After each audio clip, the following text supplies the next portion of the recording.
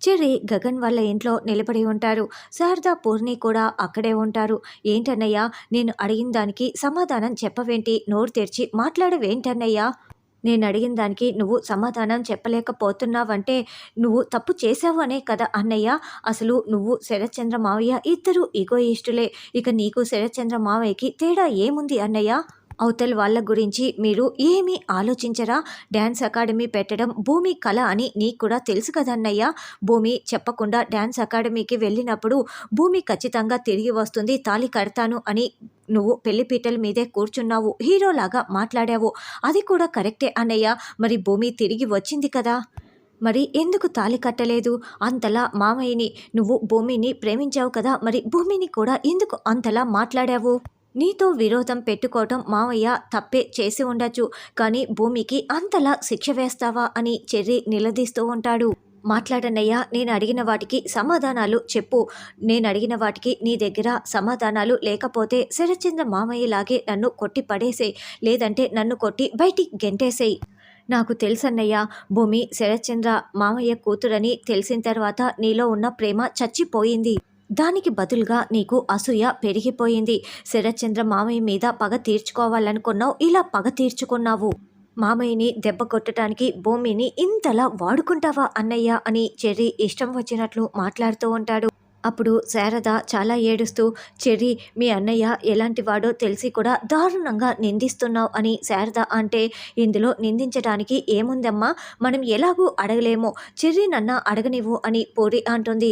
అయినా అడిగిన ప్రతి మాటకి అన్నయ్య సమాధానం చెప్పలేకపోతున్నాడంటే చెర్రీ అడిగినవన్నీ కూడా నిజమనే కదా అర్థం అని పూరి అంటుంది.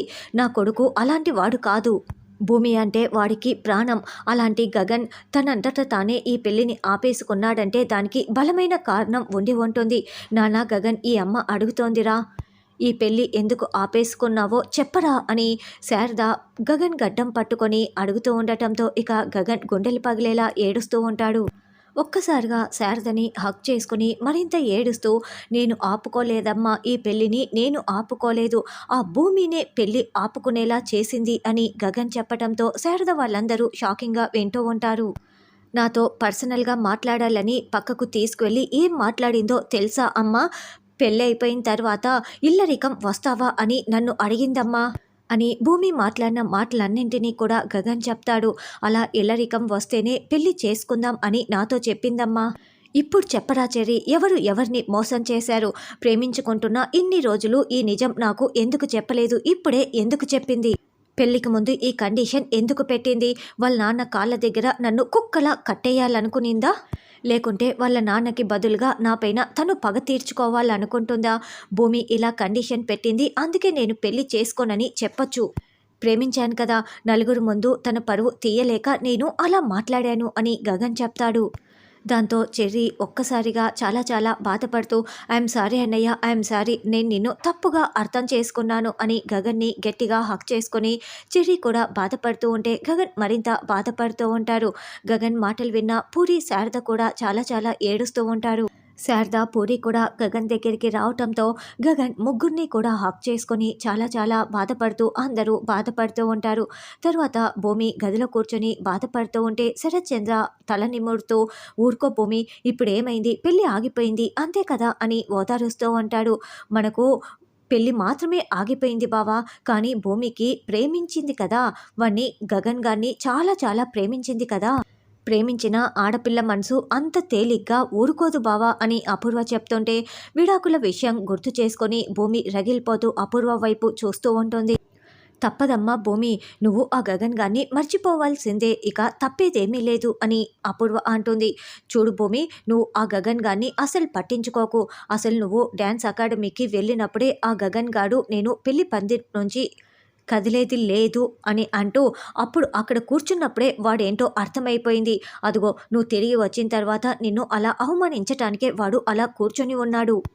అయినా వాడికి నీ మీద ప్రేమ లేదు భూమి, కన్నతల్లి ఆశయం కోసమే కదా నువ్వు వెళ్ళావు. మరి నీ మీద ప్రేమ ఉంటే కన్నతల్లి ఆశయం కోసం వెళ్ళావని చెప్పి నిన్ను అర్థం చేసుకోవాలి కదా. ముహూర్తంతో పని ఏముంది భూమి, నువ్వు వాడిని ప్రేమ అనుకున్నావు, కానీ వాడు అవకాశంగా తీసుకున్నాడు. నేను నీకు ఒక మాట చెప్తానమ్మా భూమి, వాడికంటే మంచివాణ్ణి తీసుకొచ్చి నేను నీకు పెళ్లి చేస్తాను.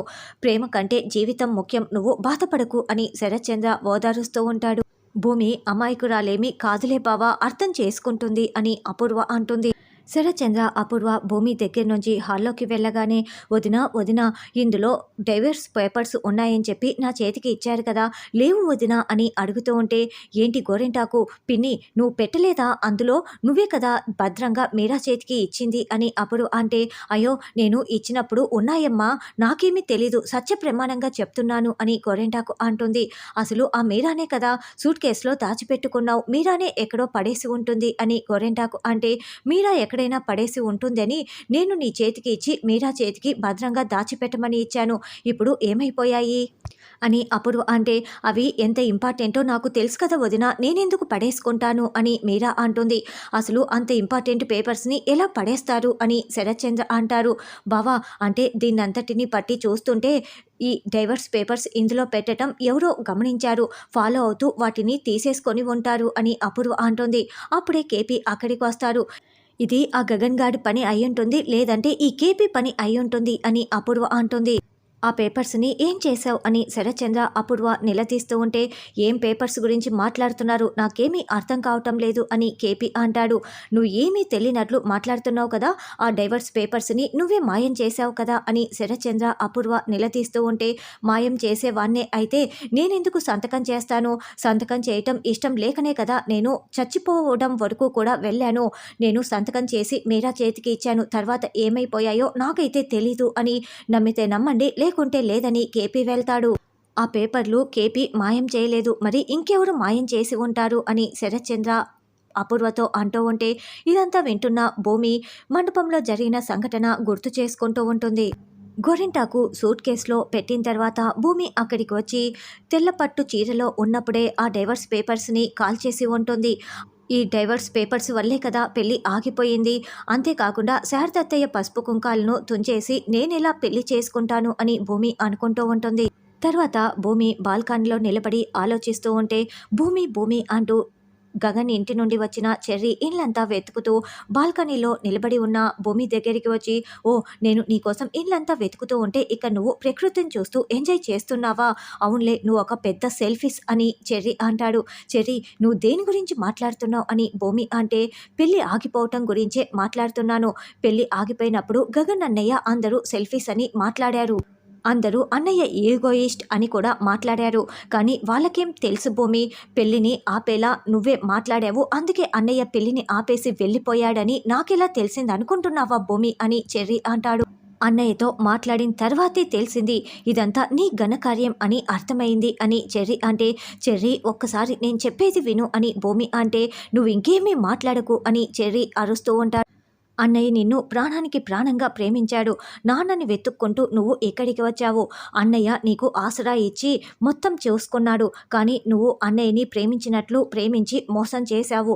నీకు అన్నయ్య దగ్గర ఉన్న డబ్బు ఫస్ట్ చాలా ఎక్కువ అనిపించింది, ఎందుకంటే నువ్వు లేని వాళ్ళ దగ్గర నుంచి పెరిగి వచ్చావు కదా, తర్వాత నీకు శరత్చంద్ర మావయ్యే నాన్న అని తెలిసిన తర్వాత అన్నయ్య కంటే గొప్ప స్థాయి అంతస్తు ఆస్తి వస్తాయని చెప్పి నువ్వు అన్నయ్యని మోసం చేశావు.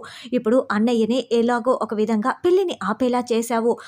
మామయ్య దగ్గర ఉన్న ఆస్తి అంతస్తుల ముందు అన్నయ్య ప్రేమ నీకు వేస్ట్ అనిపించింది, ఆ ఆస్తి కూడా తక్కువే అనిపించింది, అందుకే ఆస్తి కోసం నువ్వు ఇలా మారిపోయావు, అన్నయ్యని మోసం చేశావు, దగా చేశావు, కుట్ర చేశావు. అసలు నీకంటే కూడా తనను తాను ఒళ్ళు అమ్ముకొనే ఆడది మేలు కదా భూమి అని చెర్రీ అరుస్తూ ఉంటే, వెంటనే భూమికి కోపం వచ్చి చెర్రీ చెంప పగలగొడుతుంది.